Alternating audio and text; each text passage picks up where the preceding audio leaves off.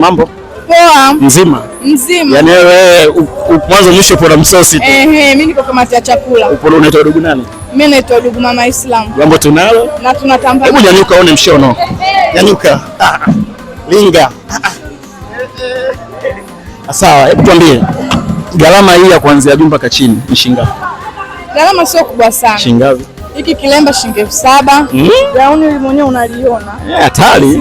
Sio umepoa.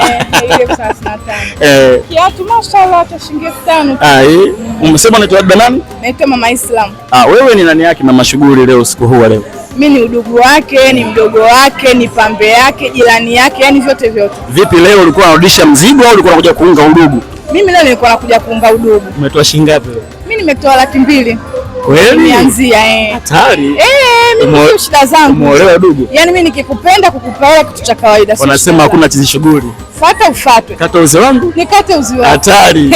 Jambo tunalo. Na tunatamba nao. Sawa, wewe ni mpenzi wa taabu? Mimi ni mpenzi wa taabu. Wewe umetunzia taabu gani pambe ambayo watoto wa mjini ile hatari?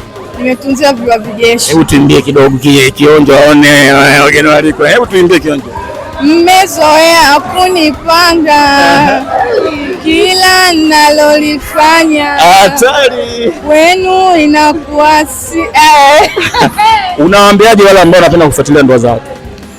Kila mtu akae na ndoa. Kwa sababu kuna watu hao yani hawalali, hawafanyi chochote, yani kuongea tu ya watu, kuongea tu kuhusu ndoa za watu. Hebu achane leo.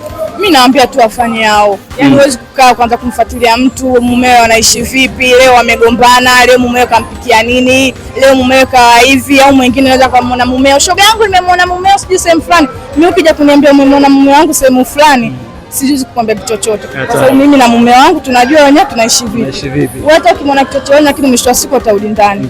Ukimwona guest lakini mwisho wa siku utarudi nyumbani kwake. Wao wenye thamani ya guest wana thamani ya guest na mimi na mume wangu na thamani ya ndani nimekuwa ndani nimetulia. Wanasema ataenda lakini atarudi. Atarudi tu. Kwa mwenyewe. Yaani nimshike manake. Umetisha sana. Mungu akubariki sana kwa muda wako. Asante. Hongera sana. Amekuvesha nani au mwenyewe umejivesha? Nimejiboresha mwenyewe Kariakoo, lakini kwa dada yangu anaitwa Fauzia. Anauza madashdash pale Kariakoo, ukitaka yote unapata. Yaani hujapiga makeup lakini unang'aa udugu. Makeup sio vitu vyangu. Kuna taruga. Bwana naitwa MC Hans, niko na udugu wangu pamoja na mashuhuri. Endelea kutufuatilia katika mitandao ya kijamii, naitwa MC Hans, ukipenda unaweza kuniita mzee wa burudani, lakini pia usisahau kusubscribe, kulike na kucomment. Nyuma kamera anaitwa Director Chogo. Bye bye. Usisahau kusubscribe, kulike na kucomment.